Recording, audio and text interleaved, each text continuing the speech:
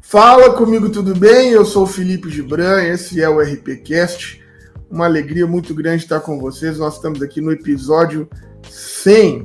Você que está nessa caminhada com a gente, já que ouviu 100 episódios nossos, uma alegria muito grande. E também quero agradecer você que está na maratona, o RP aí, você que está ouvindo desde o primeiro episódio. Muito obrigado, tem muita gente fazendo isso, mandando comentários para a gente. Então, muito obrigado. Vocês sabem muito bem que o reino de Deus é um reino de amigos. Eu nunca estou sozinho, estou sempre bem acompanhado com essa companheira maravilhosa que é a Pamela Campos. Mas hoje, infelizmente, ela teve um imprevisto, ela não pôde estar aqui conosco. Mas, sem dúvida alguma, ela deixa um beijo para todo mundo.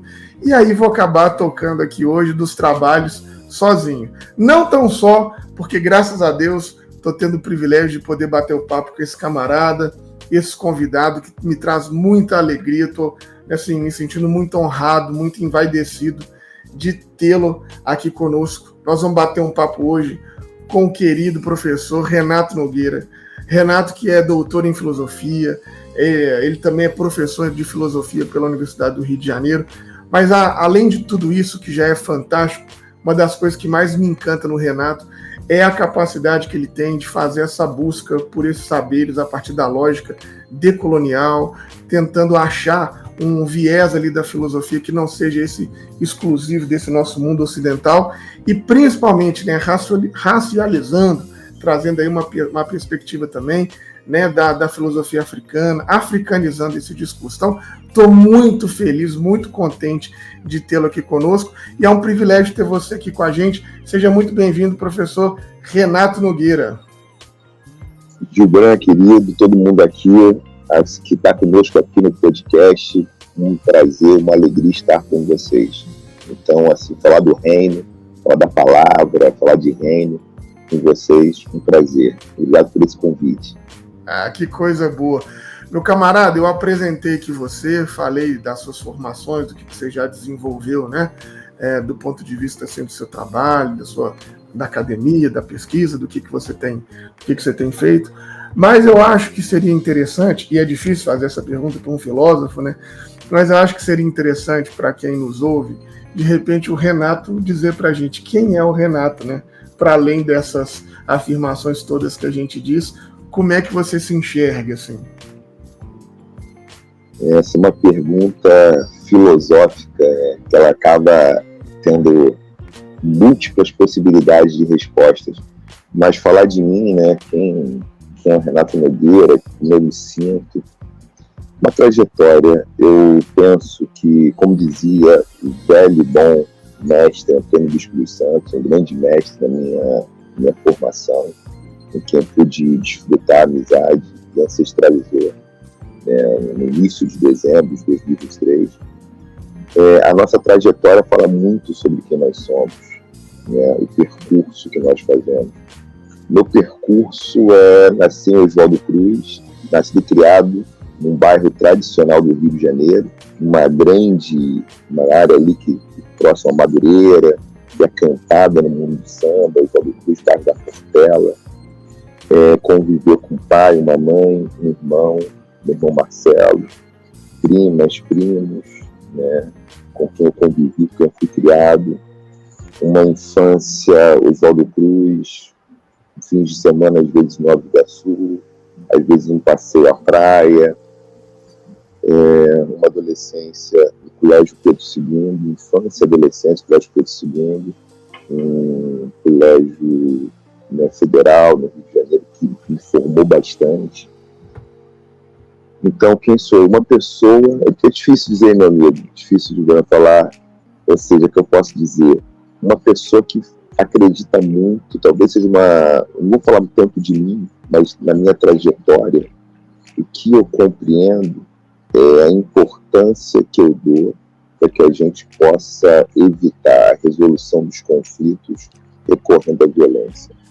Isso talvez seja uma coisa que me acompanhou ao longo da minha vida, que me acompanha, que tem me acompanhado, que talvez me acompanhe até, né, até o fim da minha vida, que é como nós somos capazes de usar nossa criatividade, nossa energia, em favor de relações mais respeitosas, relações que a gente possa aumentar a consistência da amizade. Então isso também é muito importante, né? Então, como fazer isso, né? Então, é tentar ter 1 milhão de amigos, pode não conseguir ter 1 milhão, mas fazer boas amizades, fazer bons encontros, isso talvez seja um fator, né? Que coisa maravilhosa, Renato. E de fato é isso, né? A gente se desaguasse nesse campo dos afetos, né? Dessas soluções de conflitos a partir de outras lógicas que não a violência, né? E isso, Renato, é uma marca, é uma característica sua, né?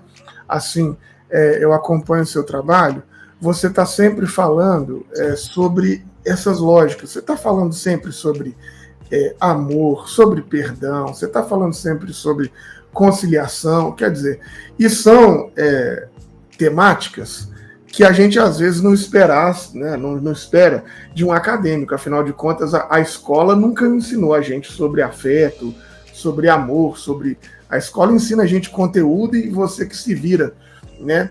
Então você vem falando sobre outras temáticas, né? Sobre inveja, sobre a superação das diferenças.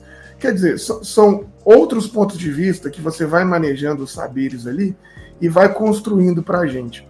E também pontos de vista que nós não estamos muito acostumados a ver, principalmente nas vozes e nas bocas dos homens, porque parece que nessa nossa sociedade os afetos, essa perspectiva de pensar sobre uma outra lógica, né, que não, entre aspas, da macheza, é proibido, né? Então a gente não vê tantos homens falando, e principalmente para nós, homens negros, né, que a gente vê menos ainda homens negros falando sobre essa lógica. Então eu queria ouvir você falando um pouco sobre como é que foi para chegar a construir essa, né, como é que o Renato chega para conseguir ter todo esse conhecimento, essa sensibilidade de começar a falar sobre isso e influenciar tanto a gente, né, a partir dessas temáticas.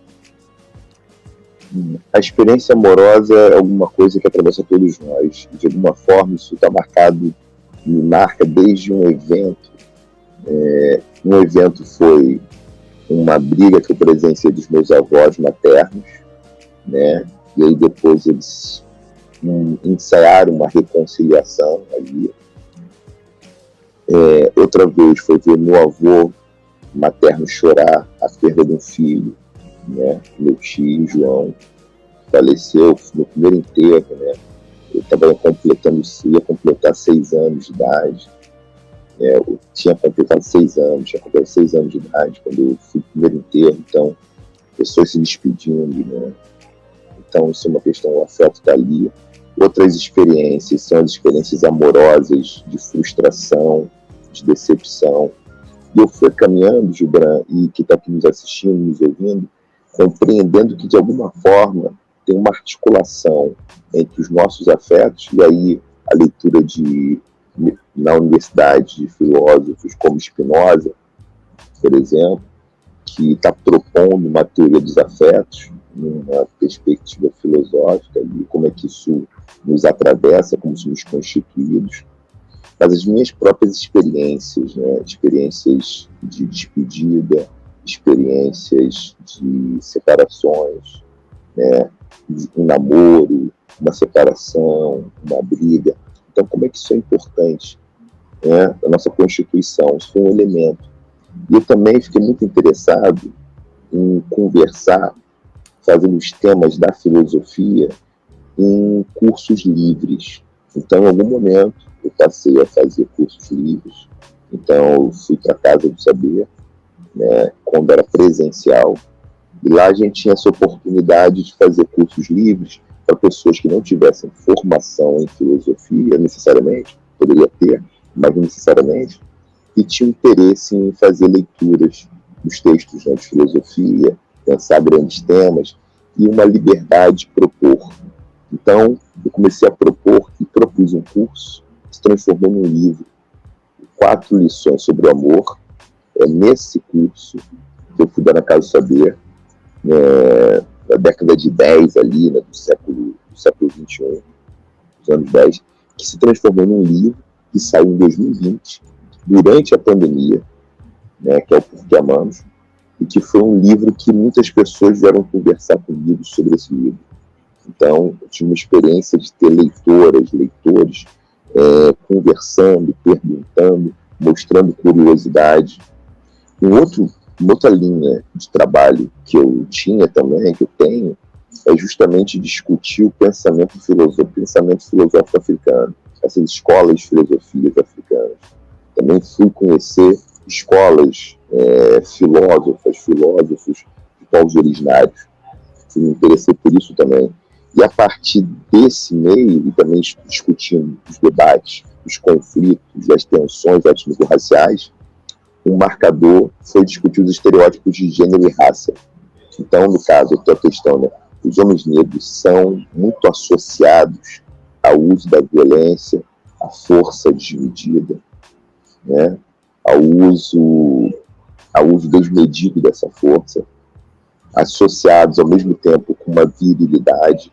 Nós somos homens negros, né, tem uma fantasia de uma hipersexualização, e essa hipersexualização também beirando uma relação com a marginalidade, com a criminalidade, em contexto de sociedades que passaram pelo regime escravocrata, principalmente, onde os homens negros eram, assim como as mulheres negras, eram corpos ferramenta, né, corpos mercadoria. Então, isso foi um fator que a gente humaniza, nada mais humanizador do que o afeto de acolhimento, e que esses afetos, né, essa classe de afetos como amor, compaixão, solidariedade, afetos que falam de uma cumplicidade amorosa, de amizade. Então, eu procurei assim, como é que esses afetos nos atravessam? Então, foi um pouco por aí. Tantas referências, e na minha relação comigo, na minha relação com o mundo, a importância do afeto para a família também, né? Os meus relacionamentos, pessoas que são queridas, do casamento, as minhas filhas. Isso é maravilhoso o que você está dizendo, e às vezes a gente não percebe, né? E está tão assim, tão normalizado, tão naturalizado, que a gente fala e a gente não busca a etimologia das palavras, a gente não entende essa construção de por exemplo, assim, até do básico, assim, do afrodisíaco, quer dizer, já está todo construído nesse estereótipo que você está dizendo, que você está narrando para nós. E tem essa dimensão, né, professor, de que o nosso mundo ocidental não conhece nenhuma filosofia que não seja a filosofia europeia branca, né, com raríssimas exceções.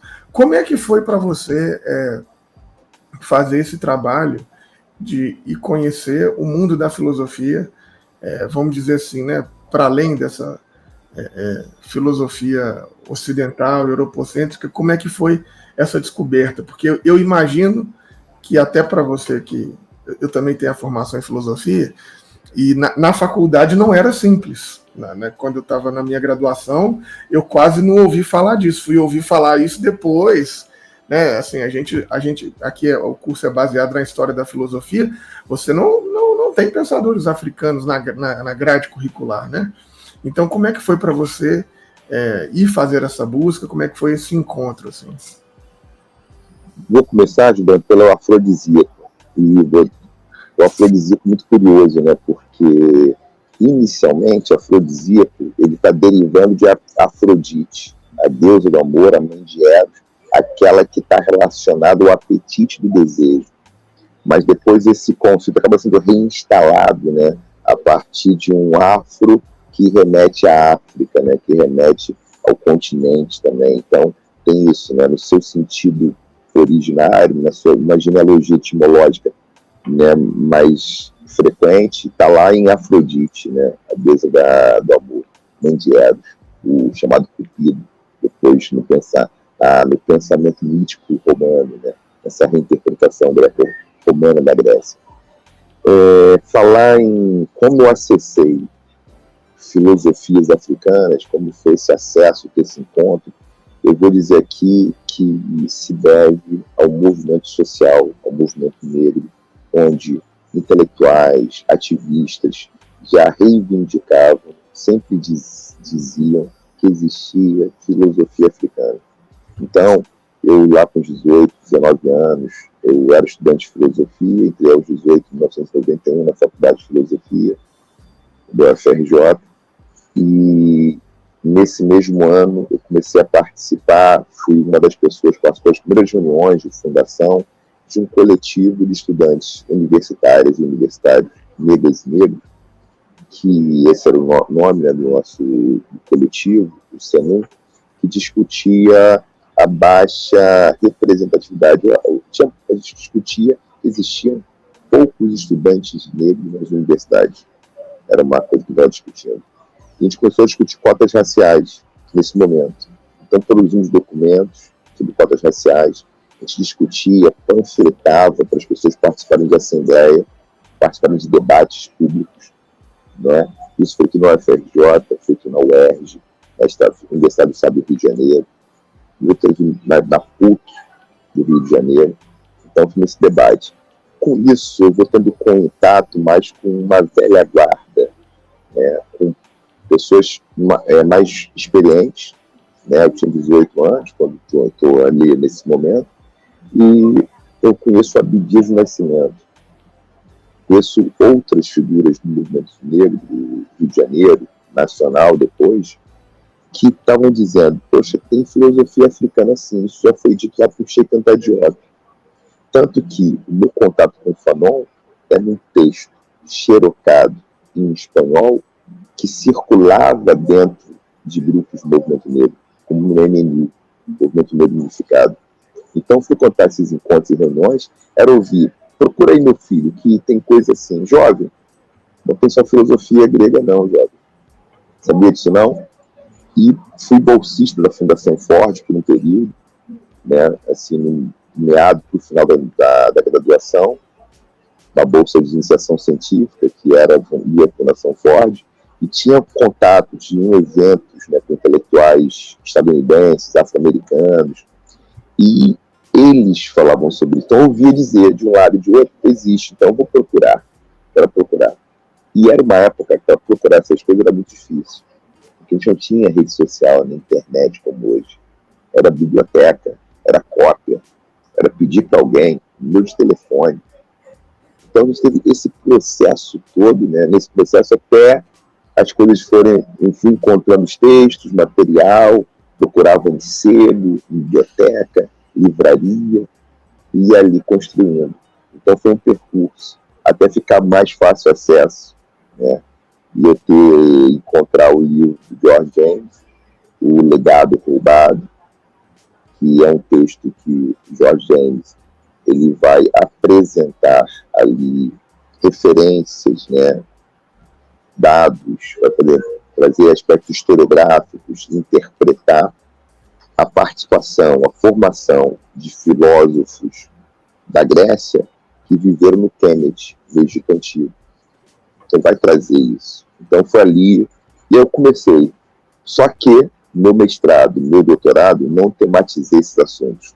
Eu perguntei aos meus orientadores a respeito disso, e eles disseram algo como, não tem contexto. Termina o que você tem que fazer, depois você faz isso que você quer. Termina o seu mestrado, termina o seu doutorado. Hoje já tem contexto para ter tese de doutorado, a parte com filósofos africanos. Não tinha contexto em 1991, né, até 94, depois na graduação, no ano seguinte, aos 22 anos, entro no mestrado, não tinha nesse momento, não tinha contexto para esse debate. Né? Eu ali, aos 20 e tantos anos, fazendo trabalho, projeto de doutorado, não tinha contexto ainda. Hoje, contexto existe, porque tem mais textos, tem mais material circulando, e não tem como não reconhecer que existe, né, uma produção filosófica africana. É maravilhoso, né? E é tão bom a gente conseguir observar vocês aí nesse trabalho, principalmente não só de fazer essa curadoria, mas de traduzir isso também para uma linguagem popular, né? Que eu acho que também é uma grande dificuldade da academia, que é conseguir pegar esses conceitos e popularizar, e eu acho que você faz isso muito bem. Eu acompanho o seu Instagram com frequência e acho maravilhoso essa capacidade que você tem, as suas frases que você posta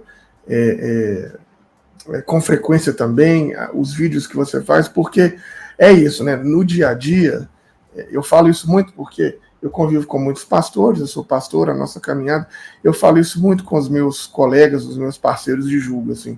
Cara, no dia a dia, nem todo mundo vai conseguir ler o que você está lendo, nem conseguir, né? As pessoas têm outras dinâmicas, elas estão indo, estão trabalhando, o capitalismo estão massacrando. Ninguém vai ter a possibilidade, às vezes, de ler 40 livros, 30 livros, 50 livros como você está lendo. Então, como é que você traduz isso que você está absorvendo para aquela pessoa que está ali? Então, eu acho que é maravilhoso isso. E esse é um trabalho fantástico que você tem.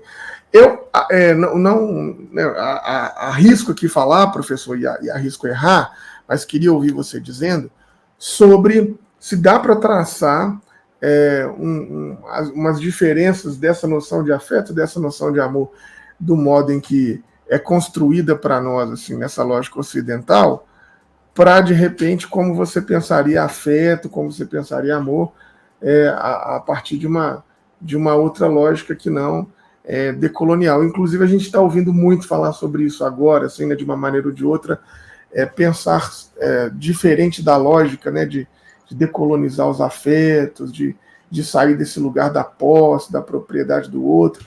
Será que isso também tem a ver com esse horizonte de olhar o conhecimento? Então, boa questão. Aqui essa questão me bateu, né? De como a maneira de a gente, né, uma descolonização do pensamento, dos afetos, ela faz diferença.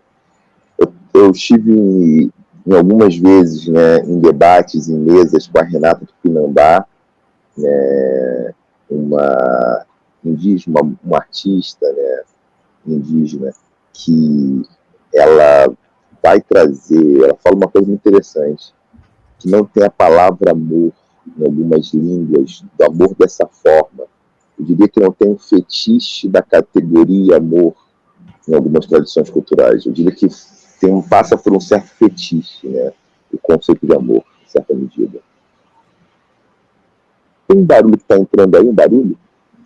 Não tem um barulho, não. Não, estou entendendo bem. Passa por um certo fetiche o conceito de amor, em certa medida. Então, talvez, quando a gente fala, o Livro Bispo dizia isso, né? Ele nos diz isso, né? Reverbera isso a partir do seu pensamento, que é mais importante falar dos afetos. Uma vez, numa conversa com ele disse o seguinte, né? E gravei um bate-papo, uma conversa com ele, e ele disse que não queria falar de amor, mas falar de afetos. Isso é uma chave de leitura. Talvez porque o conceito de amor possa vir, muitas vezes, bastante atravessado por concepções eurocêntricas. Essa é uma discussão. Por concepções, por exemplo, ele fala em conjugalidade do amor romântico.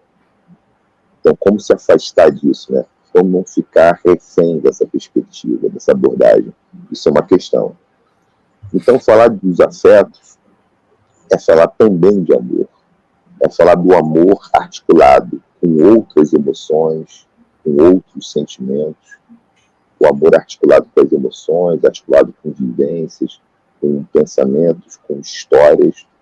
Tem uma perspectiva que eu acho muito interessante, que é falar assim, existiriam tipos de amor. Eu ia falar em categorias amorosas, categorias desse afeto-amor. Então, amor filial, amor ágape. E aí, para quem tem uma formação em teologia, tem, né, os tipos de amor. Falar dessa questão do amor, né, trazer essa questão, eu lembro de uma ópera feita pelo Altair Veloso, um grande compositor, chamada O Alabê de Jerusalém, né, em que ele vai trazer um alabê, que é uma função, um cargo, né, na religiosidade do candomblé queto, em outros candomblés também, a figura do alabê. Ele traz essa figura ali no percurso com Jesus Cristo, num diálogo, e tem algo interessante que a gente pode inferir uma interpretação, né, dessa ópera, né? Não tem tipos de amor. Existe um só amor tem maneiras desse amor que muda a relação com aquilo que se ama. Então, não que seja diferente o amor que se sente por um pai, uma mãe, se sente pelo filho, ou por uma companheira, um companheiro, uma pessoa com quem tem uma relação de conjugalidade, ou por um amigo, mas é a maneira de se relacionar. A gente se relaciona com necessidades, com demandas diferentes. Então, não muda a substância do amor, mas muda a relação que esse amor estabelece entre os sujeitos que se relacionam. Então, acho que essa é uma ideia. E essa é uma ideia que eu tive também na minha experiência no meu próprio casamento, né? Em conversas do meu casamento com a Carla, na minha vivência, isso é uma formulação meio que conjunta da minha experiência no meu casamento, eu diria, né? De pensar isso, né? Amor por essa vertente, e encontrar em algumas abordagens teóricas, metodológicas, isso mais organizado, o amor como sendo um sentimento, um afeto só, e que muda é a relação, não a sua natureza. Então talvez seja um caminho. Esse é um caminho, né? Mas que ele pode conviver com outros tantos também. E você falando dessa perspectiva, e citando aí, inclusive, essa questão do amor romântico, o que me atravessa de imediato é, inclusive nós nesse país, né, um dos que mais faz violência contra a mulher, né, o tempo inteiro. Então tem essa dinâmica, né, da mulher ali como posse, como propriedade. Mas o que seria talvez uma ferramenta para nos ajudar a pensar para além do ciúme, ou para nos ajudar a diminuir as relações de ciúme? Porque eu tenho a impressão, professor, que ninguém é culpado de sentir o que sente. Então, eu acho que você está sentindo ok. Mas o que seria, né, a lógica de agir a partir do que sente? Porque toda vez que a gente fala sobre o romance romântico, desconstruir isso e tudo mais, o que eu sempre escuto é: não, mas eu sou muito ciumento, eu não dou conta disso. Como se desconstruir o romance romântico fosse literalmente jogar as pessoas a multirrelações, e não é sobre isso, né? Não é sobre... É sobre repensar essa lógica que está falando do amor, dos afetos, e não necessariamente do volume de parceiros, né, e parceiras. Essa é uma questão que ela vai acaba lidando. Eu acho que hoje tem muito mais pessoas, né, operando, lidando com as não monogamias, tem vários formatos de não monogamias, e tem monogamias que estão sendo repensadas para não serem tão compulsórias, para serem monogamias conversadas, monogamias com amor confluente. Eu acho que tem isso, né? Quais são as formas de relacionamento que as pessoas ficam mais confortáveis? Como a gente lida com o ciúme, né? Que pode aparecer em qualquer formato de relacionamento. Mas como a gente cria um grau de confiança e segurança que a gente não projeta o nosso ciúme no outro, ou não joga a frustração em cima do outro, né? Algum tipo de frustração que não tem relação direta com o relacionamento. Então acho que tem muitos fatores que têm muito a ver com alguns conceitos que estão circulando mais e que viraram aí, além de categorias analíticas, eles se transformaram em, vamos dizer assim, em dispositivos de ação para a gente poder agir. Por exemplo, responsabilidade afetiva. Eu penso que é uma categoria analítica no campo dos estudos dos relacionamentos, que é muito importante. É também um dispositivo de subjetivação que a gente usa para construir o que a gente pensa, o que a gente sente, o que a gente deseja. Então, a responsabilidade afetiva, ela precisa colocar à mesa o nosso desejo, e a gente compartilhar o nosso desejo com as pessoas com quem nós nos relacionamos, né? Familiares, com quem for, né? E principalmente quando a gente fala muito em responsabilidade afetiva, falando também de conjugalidade, de relações conjugais, namoro, né? Formas de relacionamento que às vezes não se enquadram muito numa estrutura formal já pré-formatada, mas é importante ter responsabilidade afetiva. Acho que essa seria Gibran, um aspecto muito importante. A gente dizer para o outro que sente, o que deseja, lidar com o nosso desejo, que não é alguma coisa fácil. Então, tem pessoas que, às vezes, a relação acaba. As pessoas decidem que a relação acaba muito, muito insatisfatória. Às vezes, as pessoas investem para que a relação não acabe. Pode ser que dê certo. Então, qual a disponibilidade que as pessoas têm para cuidar dos seus relacionamentos? Né? Como elas têm processado as suas mudanças pessoais, individuais, o seu design de carreira, apostar nos seus interesses, apostar na sua própria alegria, na sua realização profissional, como é que isso afeta ou não a sua relação amorosa, conjugal, afetivo, sexual. Então, diria que é isso, lidar com o ciúme é uma coisa importante. E aí tem que lidar com a segurança, né, com a sua própria insegurança, e procurar, de alguma maneira,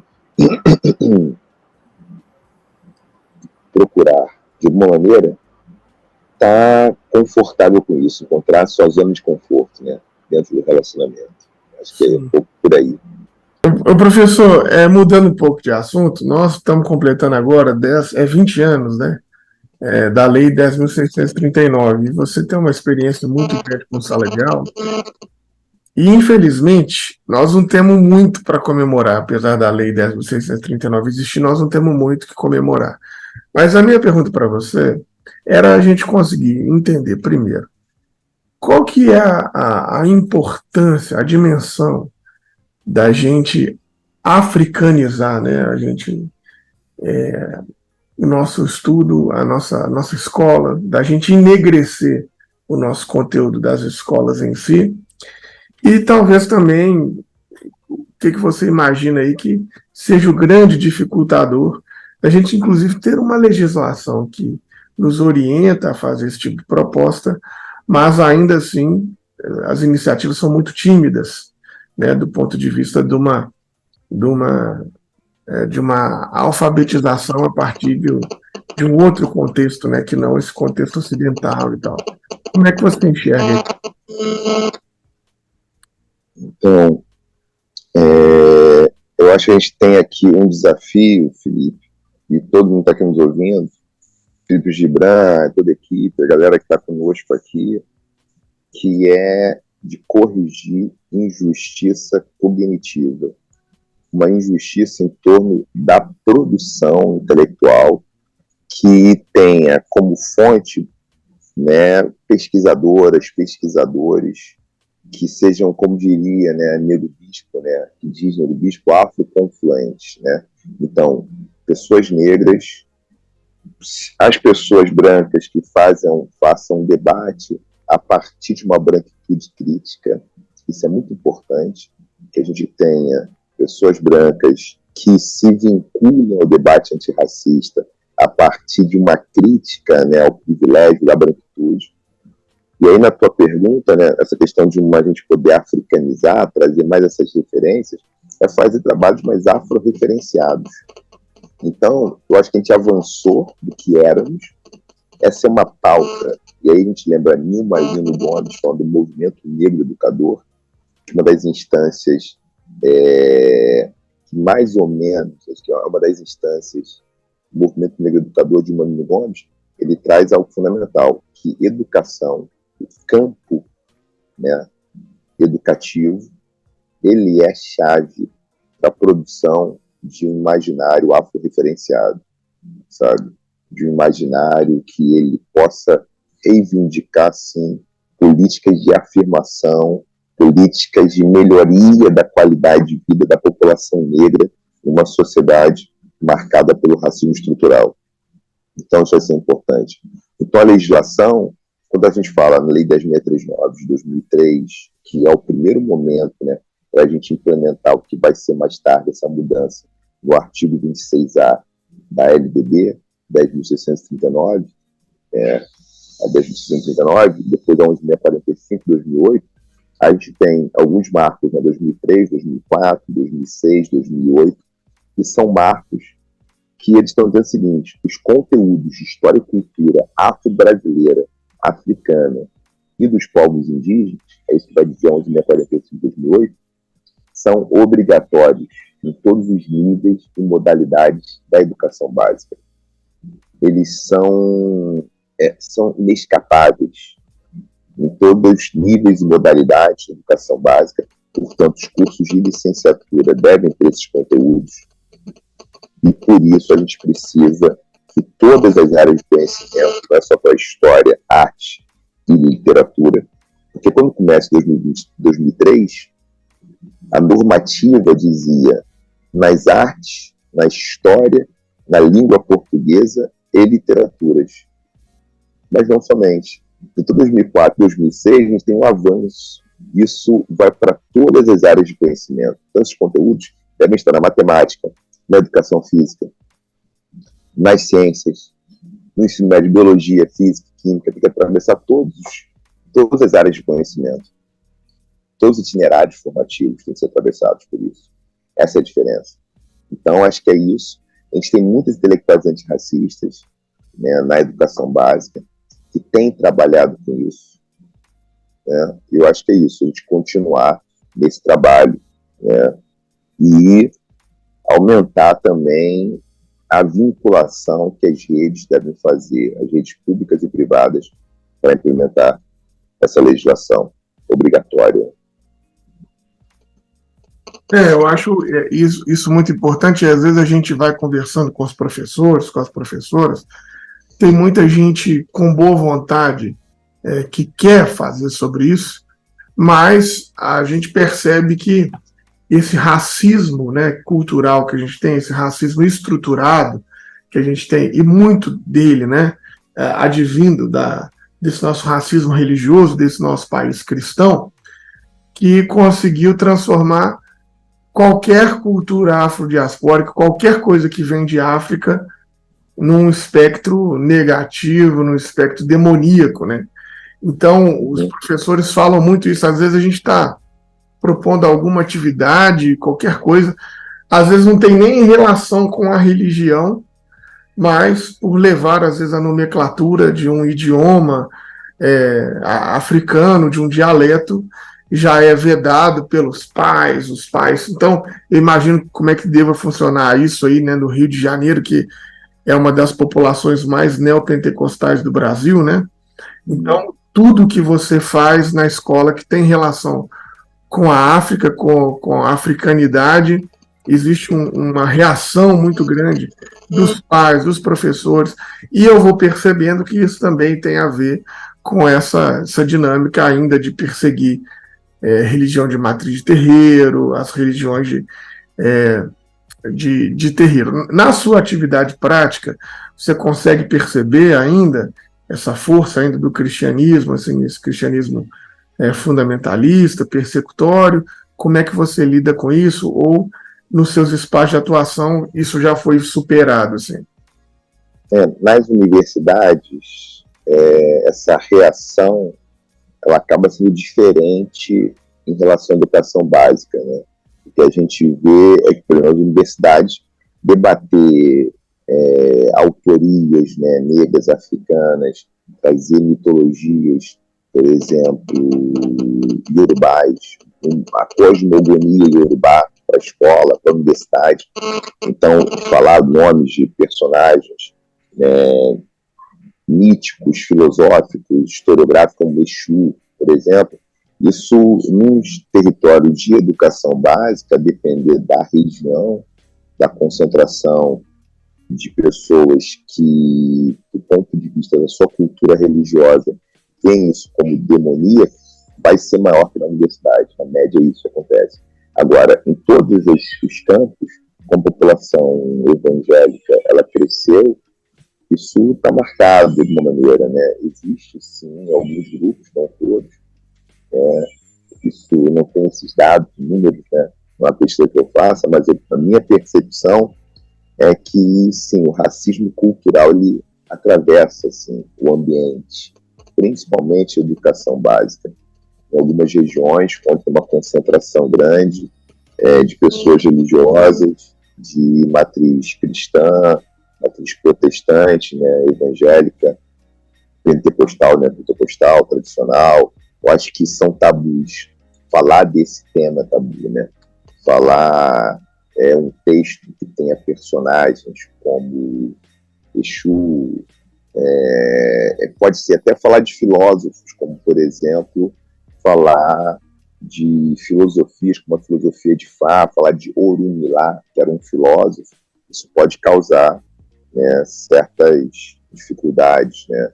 Então, eu acho que eu recebo relato, né, de pessoas que fazem atividades culturais, que, por exemplo, tem crianças que não podem, isso já ouvi no passado, né, não tão distante, né, não podem jogar capoeira na festa, né? Então, acho que tem esse universo. Sim, esse universo existe. Eu não tenho uma vivência, né, do universo evangélico na minha formação, assim, de infância, adolescência, mas eu passei a conviver mais com pessoas evangélicas depois que eu casei, porque, né, a minha esposa, ela frequenta, né, ela eventualmente vai na Igreja Batista, né? Minha sogra é dessa Igreja Batista, ela frequenta, um local que eu até já conheço as pessoas, já encontrei as pessoas em outras ocasiões também, né? Do tempo do Zeca Pagodinho, né? O Zeca Pagodinho falou que na igreja da minha mulher, fui lá com ela lá, ela é evangélica, o Zeca Pagodinho falou isso, eu já fui, né, assim, a espaços, né, religiosos, eu tenho uma vivência interreligiosa, né? Eu tenho uma vivência muito interreligiosa, marcada muito pela Umbanda da minha avó materna, que foi, né, que tinha uma função, né, de cuidado de uma casa de Umbanda, muito do budismo. Minha mãe começou a praticar o budismo, eu estava assim, saindo da infância, né, e entrar na adolescência, ali meus 11, 12 anos de idade, quando minha mãe começou a praticar, né, uma linha, uma abordagem religiosa budista japonesa. Então, fiz primeira comunhão, então a minha formação, uma formação interreligiosa, que eu passei no aniversário de 33 anos em silêncio, meditando por 10 dias, né? Fiz uma formação Vipassana, que é um curso, né, de meditação da linha do Goenka, que tem em vários locais do Brasil, vários lugares do mundo. Isso é um curso de 10 dias em silêncio, só meditando. E aquilo foi transformador para mim, né? Eu fiz 2 vezes com Goenka e fiz uma terceira vez no grupo Theravada, no budismo Theravada. Então, se eu for a tua pergunta, foi que, né, e eu tenho uma tia, né, que é feita, raspada, capulada no candomblé, o qual eu ia, né, às festas, ia aos rituais quando criança, ia para o roncó, ia para a festa. Então, tinha uma vivência muito interreligiosa. Eu não tive na minha vivência, né, a vivência evangélica, como tive a vivência, né, ali passou para Umbanda, Candomblé, budismo e Igreja Católica. E mais tarde, juventude, já tive mais proximidade com o espiritismo, né, a partir de um amigo, fui a várias reuniões, em casas espíritas, né, kardecistas. Então, eu gosto muito de pensamento religioso, né, de dispositivos religiosos, gosto muito disso. Então, fico muito... Eu penso que tem isso, né? Uma formação que seja mais sectária, provavelmente vai produzir mais dificuldade em lidar com a diversidade cultural que faz parte da vida, né? Que faz parte da vida. Sem dúvida. Meu camarada, nós estamos chegando aqui ao nosso final do nosso bate-papo maravilhoso, e eu quero te agradecer por ter separado esse tempo para falar com a gente. E eu queria que você fizesse aí suas considerações finais, entendendo aqui esse papo, tudo que a gente conversou, falando também para o nosso público, né? Majoritariamente esse é um público ainda muito jovem, ali na faixa, né, dos seus 30 anos, então ainda é um público muito jovem, e a gente tendo a oportunidade na nossa geração de perceber mais, né, e com mais expressão também, e com maior número, referências de todos os segmentos, mas também acadêmicas, negras, referências pretas nesse espaço, que sempre tiveram, que sempre existiram, mas sempre foram ali de uma maneira ou de outra, às vezes, né, escondidas, tiradas do foco por conta desse conhecimento hegemônico. Mas uma das coisas, das boas virtudes também, que a gente vai percebendo da internet, né, ela não traz só coisa ruim, é que às vezes a gente vai conseguindo furar algumas bolhas, né, e a gente vai percebendo, por exemplo, uma figura como você, que é esse intelectual, que é esse homem fantástico, dos saberes que também vai conversando com a população como eu, assim, né, que não é intelectual, que não está na academia e vai descobrindo. Então, quer dizer, isso eu acho que é importante, e acho importante também marcar esse tipo de figura, né? Da gente se olhar, da gente se ver, da gente. Enquanto estava aqui entrevistando você, porque é meu aniversário, eu recebi uma mensagem e a amiga me perguntou assim: e aí, como é que tá seu aniversário? Eu falei com ela assim agora: cara, você não faz ideia, eu estou entrevistando o Renato Nogueira. Quando eu crescer, eu quero ser igual a ele. E é uma brincadeira, mas é isso, né? Os olhos da gente brilhar de ver gente como a gente nesses espaços. Então, eu queria que você falasse para essa nossa galera que está te ouvindo aí, esse povão, porque você com certeza é inspiração para muitos de nós, viu? Felipe Gibran, toda a equipe do Reino em Pessoa, Pamela, toda a equipe, primeiro te desejar um feliz aniversário, Felipe aí fazendo aniversário, né, e falando aí do público, né, pessoa a partir de 30 anos, né.